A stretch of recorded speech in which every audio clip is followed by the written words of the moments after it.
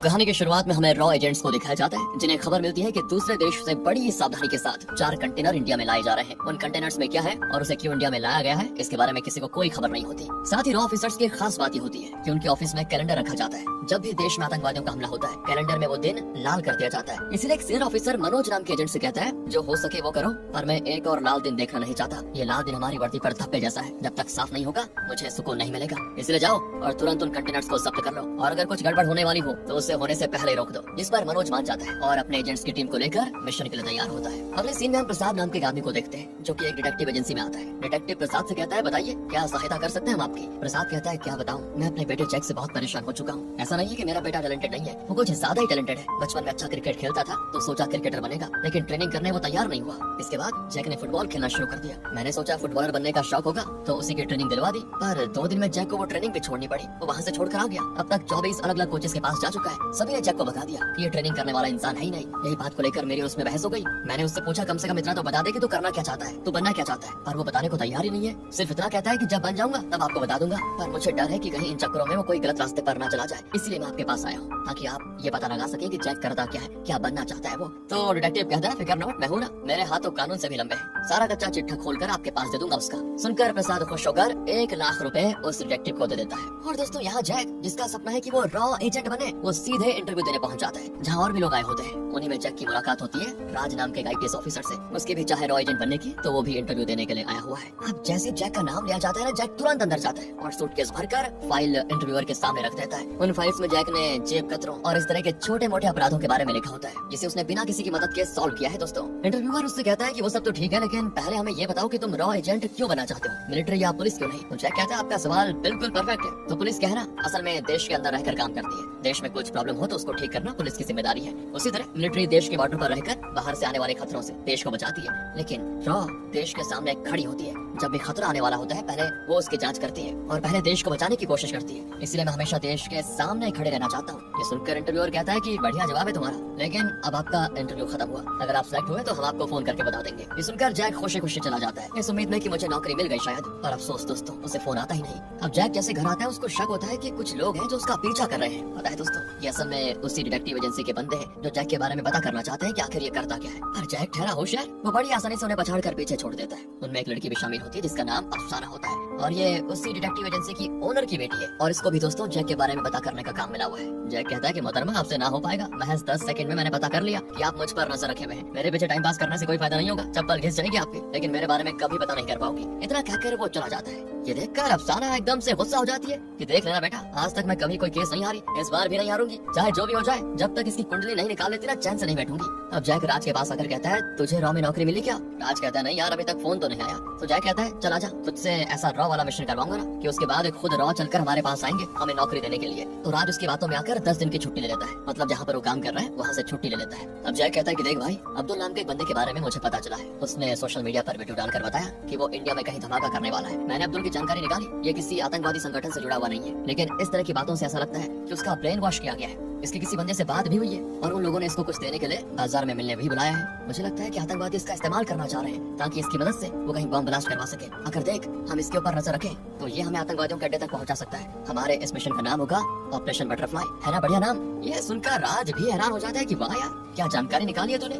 इसलिए वो दोनों ऑपरेशन बटरफ्लाई को सक्सेसफुल बनाने के लिए अब्दुल पर नजर रखना शुरू कर देते हैं और बड़ी सावधानी से जैक अब्दुल के बटुए में एक ट्रैकिंग डिवाइस लगा देता है ताकि जहाँ भी वो लोग अब्दुल को बम वगैरह देने वाले होंगे उस जगह की लोकेशन जैक को मिल जाए। तो वही रॉ एजेंट्स को भी अब्दुल के बारे में उनके एक्सपर्ट से पता चल जाता है कि अब्दुल की तरह 3 और लोग हैं जिन तीनों को आतंकवादी बम देने वाले हैं ताकि इंडिया के 4 अलग अलग जगहों पर जाकर एक साथ धमाका हो जाए। उन जगहों के नाम भी रॉ वालों को पता चल जाते हैं, दिल्ली, कोलकाता, मुंबई और हैदराबाद। इसलिए रॉ वाले तो तुरंत अपनी टीम के साथ उन चारों जगहों पर तैनात हो जाते हैं ताकि ब्लास्ट को रोक सके। तो वहीं अब्दुल बम लेने के लिए लोकेशन पर जा रहा होता है, तो उसका पीछा करते हुए जैक और राज भी उसके पीछे हो लेते हैं। लेकिन ये चीज अफसाना देख लेती है, उसको नहीं पता था कि अब्दुल कौन है, इसलिए वो सीधे अब्दुल से ही जाकर पूछ लेती है कि तुम जैक के दोस्त हो क्या। वो बंदा तो कब से तुम्हारा पीछा कर रहा है, उसके बारे में कुछ पता है तो बताओ ना।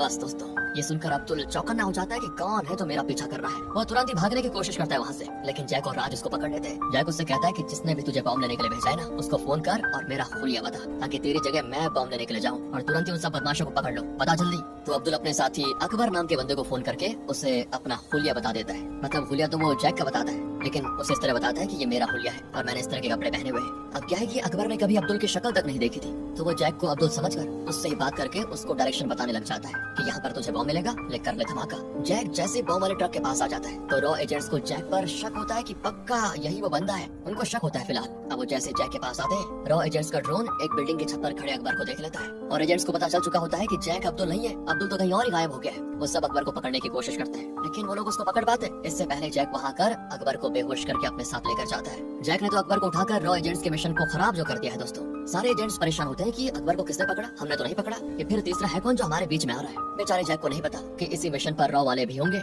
और उनका मिशन खराब करके वो भाग गए। साथ ही अकबर के पकड़े जाने पर आतंकवादी का लीडर रहमान नाम का बुढ़ा आदमी वो बाकी के 3 बंदों को कॉल करके कह देता है धमाके का मिशन रोक दो, धमाका होगा तो चारों जगहों पर एक साथ, वरना नहीं। आतंकवादियों और रॉ दोनों का मिशन अकेले जैक ने बिगाड़ दिया दोस्तों इस तरह। और अब जब रॉ एजेंट्स वालों को पता चलेगा ना जैक के बारे में, पता नहीं क्या होगा। तो यहाँ मनोज अब्दुल को कस्टडी में लेकर आकर कहता है बता किसने तुझे हमला करने के लिए कहा था। तो अब्दुल कहता है अरे यार जैक नाम के एजेंट को मैंने सब कुछ पहले बता दिया है, कितनी बार बताऊं। मनोज हैरान कि हमारे डिपार्टमेंट में जैक नाम का एजेंट कहाँ से आ गया, ये कौन है जो खुद को रॉ एजेंट बताता है, इसे पकड़ो कोई, क्योंकि शायद यही वो इंसान है जिसने अकबर को उठाया है। अब जैक को ढूंढने के लिए रॉ एजेंट्स बाजार के सभी दुकानों की सीसीटीवी फुटेज चेक करते हैं। उसी के साथ साथ आतंकवादी भी जैक की तलाश शुरू कर देते हैं और सीसीटीवी फुटेज को भी खंगालने लगते हैं कि कुछ तो मिलेगा। लेकिन इसी तलाश में रॉ और आतंकी दोनों एक दूसरे के आमने सामने आकर खड़े हो जाते हैं। अब रॉ एजेंट सोचते हैं कि हमारे अलावा ये लोग क्यों सीसीटीवी फुटेज को चेक कर रहे हैं, मतलब उसकी मांग क्यों कर रहे हैं, जरूर कुछ तो गड़बड़ी है। इसलिए वो उन आतंकवादियों को पकड़ने में लग जाते हैं। उसी के साथ साथ जैक भी उन्हीं आतंकियों को पकड़ने आया होता है, क्योंकि अकबर ने उसे कह दिया था कि मेरे साथी कभी भी आ सकते हैं मुझे बचाने के लिए। पर यहाँ पर जैक से हो जाती है सबसे बड़ी गड़बड़। वो मनोज को आतंकी समझकर उसे उठा लेता है, क्योंकि मनोज ने होलिया ही ऐसा बना के रखा हुआ था।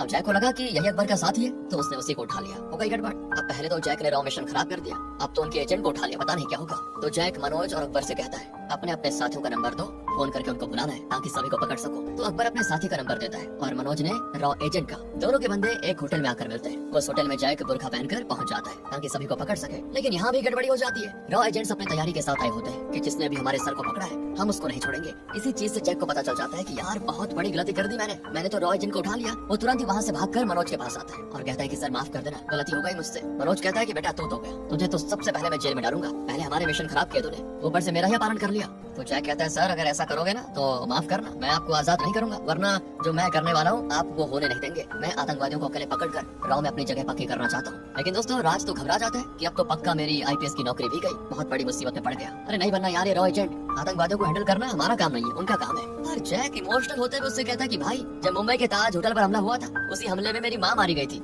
आतंकियों ने मेरी माँ को मारा था। एक वही थी जिसे मुझ पर भरोसा था कि एक न एक दिन मैं कामयाब होकर जरूर बड़ा आदमी बनूंगा, लेकिन वही इस दुनिया से चली गई, इसलिए मैं ये काम नहीं छोड़ूंगा। तुझे जाना है तो चला जा, मैं अकेला ही काफी हूँ इन आतंकवादियों के लिए, इनको औकात दिखाने के लिए। तो राज कहता है जब मिशन साथ शुरू किया तो बीच से नहीं भाग सकता, इसलिए मैं भी तेरे साथ हूँ। सुनकर जैक को खुशी होती है। पर तभी जहाँ उसने मनोज और अकबर को बांध कर रखा हुआ था, जैक का पीछा करते करते अप्सरा वहाँ पहुँच जाती है और वो ये देखकर हैरान हो जाती है कि इसने दोनों को बांध के क्यों रखा हुआ है। तो वो गलती से अकबर को ही आजाद कर देती है, जिस वजह से अकबर अफसाना पर हमला कर देता है और तुरंत अपने साथियों को फोन करके लोकेशन भेज देता है अपनी, ताकि सभी आकर उसको यहाँ से लेकर जा सके। अब अकबर सबसे पहले मनोज पर ही हमला करके उसको मारने की कोशिश करता है, लेकिन जैक वहाँ पहुँचकर मनोज को बचा लेता है। ये देखकर अकबर तब वहाँ से अपनी जान बचाने के लिए भागता है, लेकिन जैक भी उसके पीछे पीछे जाता है और इन दोनों के पीछे रॉ वाले तो तब तक वहाँ पर अकबर के साथी भी पहुँच जाते हैं। काफी देर तक चलने वाले इस चेजिंग सीन और गोलाबारी में अकबर तो वहाँ से भाग निकलता है, लेकिन उसके साथी सारे मारे जाते हैं और रॉ वाले पकड़ लेते हैं जैक को।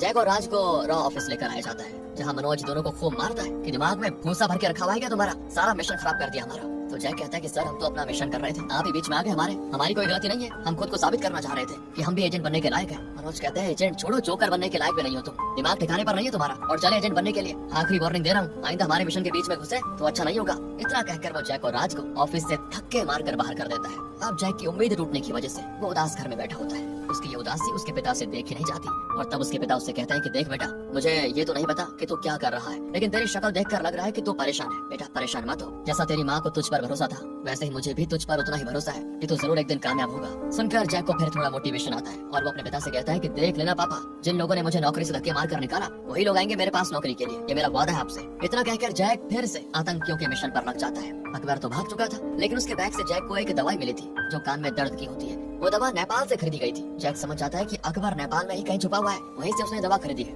इसलिए जैक तुरंत नेपाल चला जाता है और उसी दुकान पर आकर कहता है मुझे दवा चाहिए। तो दुकान वाला बंदा जिसका नाम इस्माइल है वो ये देखकर हैरान हो जाता है कि इसको ये दवा क्यों चाहिए। वो कहता है कि 2 दिन के बाद आना, ये दवा तब मिल जाएगी। जैक जाते जाते दुकान में ही एक रिकॉर्डिंग डिवाइस छुपा देता है ताकि जब अकबर यहाँ पर आए और अकबर के दुकान वाले से कुछ बातचीत हो तो वो इसमें रिकॉर्ड हो जाए। तो वही दोस्तों रॉ वालों को भी खबर मिल जाती है कि अकबर नेपाल भाग गया है। लेकिन जब मनोज को पता चलता है कि उनसे पहले तो जैक नेपाल पहुंच चुका है तो मनोज को सदमा लग जाता है कि ये नहीं सुधरेगा। मना किया था इसको कि हमारे मिशन के बीच मिलना है, पर इसने नहीं सुना। अब इसको नहीं छोड़ेंगे, पहले इसी को पकड़ो तुम। इधर अकबर इसाबेल की दुकान पर आता है जहाँ इसाबेल उससे कहता है इंडिया के 4 जगहों पर हमला करने का मिशन तुझसे तो नहीं हो पाया, इसीलिए रहमान ने नई टीम बनाई है और अब वही लोग 4 जगहों पर हमला करेंगे। इसलिए अब रहमान को तेरी कोई जरूरत ही नहीं है, निकल जा यहाँ से। और हाँ, कल एक बंदा आया था यही तेरी वाली सेम दवाई मांगने के लिए। मुझे तो वो पुलिस वाला लगता है, इसलिए कहीं भी जाकर छुप जा वरना तू तो गया। ये सारी बातें जैक रिकॉर्डिंग डिवाइस से सुन जाता है। तभी मनोज और उसके साथी वहाँ पहुँच जाते हैं ताकि अकबर को पकड़ सके, लेकिन बीच में जैक आ जाता है जो अकबर को वहाँ से भगा देता है। अब जैक ने मास्क लगाया था तो अकबर पहचान नहीं पाता कि जैक ने उसकी मदद की है, पर मनोज जैक का मास्क निकाल कर उस पर गन तान देता है कि एक तो पहले मिशन तूने खराब कर दिया, अब आतंकवादी को भगाने में उसकी मदद कर रहा है। मुझे तो पहले समझ आना चाहिए था कि तू भी उनसे मिला हुआ है। और जैक उनसे कहता है अकबर ही एक रास्ता है रहमान तक पहुँचने का, वो मर जाता तो हम कभी भी रहमान तक नहीं पहुँच पाएंगे। मनोज कहता है कि रहमान कैसे जिंदा बच गया, मैंने 10 साल पहले सर्जिकल स्ट्राइक करके रहमान और उसके 300 आतंकियों को मार गिराया था। पर दोस्तों यहाँ जैक इसाबेल वाली रिकॉर्डिंग सुनाते हुए कहता है अब तो यकीन हो गया ना आपको, मैंने ही रहमान का पता लगाया कि आज भी वो जिंदा है। अब भी अगर आप मुझे मारना चाहते हो तो मार सकते हो। ये सुनकर मनोज हैरान हो जाता है। वो कहता है ठीक है, इस मिशन को पूरा करने में हमारा साथ दो, पर हाँ इसका मतलब ये नहीं कि हमने तुम्हें रॉ में शामिल कर लिया है। लेकिन जैक उनके साथ जाने को तैयार नहीं होता कि देखो ये मिशन मेरा अकेले का है, मैं इसको अकेले ही सॉल्व करूंगा। लेकिन तब मनोज वहाँ पर अफसाना को लेकर आता है और जैक से कहता है ये तेरे बारे में जानकारी निकालते निकालते यहाँ तक पहुँच गई थी, और अगर तू हमारे साथ नहीं चलेगा तो अफसाना और उसकी पूरी एजेंसी को नेशनल सिक्योरिटी थ्रेट पे फंसा दूंगा। बेचारा जैक अफसाना की खातिर उसके साथ जाने को तैयार हो जाता है क्योंकि वो उसको पसंद जो करने लग गया था। साथ ही उसको अंदर अंदर बड़ी खुशी भी होती है कि अभी तो मिशन में शामिल किया है, वो दिन दूर नहीं जब एजेंट में भी शामिल कर लेंगे। तो अब सारे लोग एक साथ मिलकर अकबर को ढूंढने में लग जाते हैं ताकि उसके जरिए रहमान तक पहुंच सके।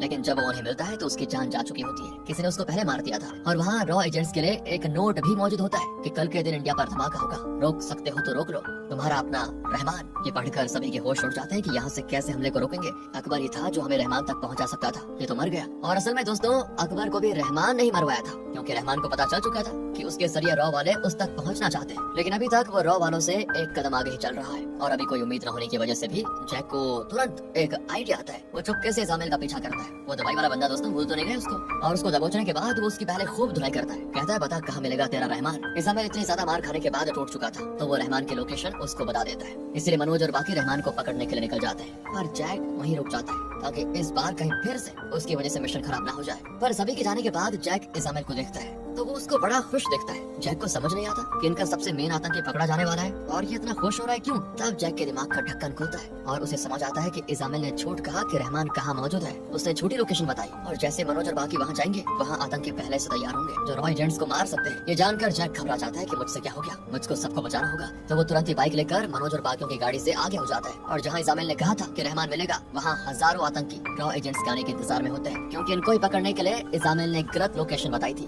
सारे आतंकी सभी एजेंट्स को बंदी बनाकर एक ट्रेन में लेकर आ जाते हैं जहाँ पर होता है रहमान। अब रहमान मनोज से कहता है तुझे पता है मेरा प्लान इंडिया में ब्लास्ट करने का था ही नहीं, मेरा प्लान तो सिर्फ रॉ एजेंट्स को मारना था। बम ब्लास्ट की खबर मिलते ही जब सारे एजेंट्स उस जगह पर पहुंचते तो हम सभी को मार डालते। पर कह रहा ये जैक है ना जो इसने बीच में आकर सब तमाम कर दिया। आज भी इंडिया के सारे एजेंट्स मेरे निशाने पर हैं, बस मेरा एक इशारा और सारे एजेंट्स मारे जाएंगे। तुम्हें पकड़ना सबसे मुश्किल था, लेकिन देखो आज तुम भी मेरे सामने लाचार बैठे हुए हो। तुमने मेरे 300 लोगों को मारा था ना, लेकिन मैं इंडिया से रॉ के हर एजेंट्स का नामो निशान मिटा दूंगा और तब पूरा होगा मेरा बदला। रहमान यहाँ पर बातें कर रहा होता है तो वहीं जैक उसी ट्रेन के दूसरे डिब्बे में मौजूद होता है जहाँ आतंकियों से शूट करने वाले होते हैं। लेकिन जैक बड़ी बहादुरी से उस डब्बे में मौजूद सभी आतंकियों को मार गिराता है। वो अकेला दोस्तों, और उसके सामने सभी आतंकी बिल्कुल कमजोर दिखते हैं। इसके बाद वो वहाँ से मनोज के पास आकर कहता है सुना आपने रहमान से मेरी तारीफ, तब से आप कह रहे थे कि मैंने आपका मिशन खराब कर दिया जबकि मैंने ही आपकी जान बचाई और आज भी बचा रहा हूँ। इतना कहकर वो रहमान को भी जान से मार देता है और साथ ही राज को उन सारी आतंकियों के लोकेशन भेज देता है जो रॉ एजेंट्स पर निशाना साधे हुए होते हैं। वो सभी तुरंत उन आतंकियों को मार गिराते हैं जिस वजह से होता यह है कि सारे एजेंट्स की जान बच जाती है। और इस तरह से जैक ने साबित कर दिया कि वो एक रॉ एजेंट बनने के लायक है। तो मनोज को भी ना चाहते हुए उसको एजेंट्स में शामिल करना पड़ता है और जैक के कहने पर राज को भी अगला एजेंट बना दिया जाता है। पर बेचारे जैक के पिता को अभी तक नहीं पता चला कि उनका बेटा क्या करता है। अफसाना उन्हें रिपोर्ट देती है जो कि पूरी खाली होती है। वो नहीं बताती कि उसको भी पता चल चुका है कि जैक क्या करता है। दरअसल अफसाना भी इस मिशन पर उसके साथ रहते रहते उसे उसे पसंद करने लगी थी। तो साथ कहता है ये काली रिपोर्ट का क्या करूंगा, इसमें तो कुछ लिखा ही नहीं है। सही कहा, क्योंकि जैक कुछ करता ही नहीं तो फिर क्या लिखूं मैं इसमें। इसके बाद जैक अपनी ट्रेनिंग के लिए घर से चला जाता है। इसी हैप्पी एंडिंग के साथ ये मूवी यहाँ पर खत्म होती है।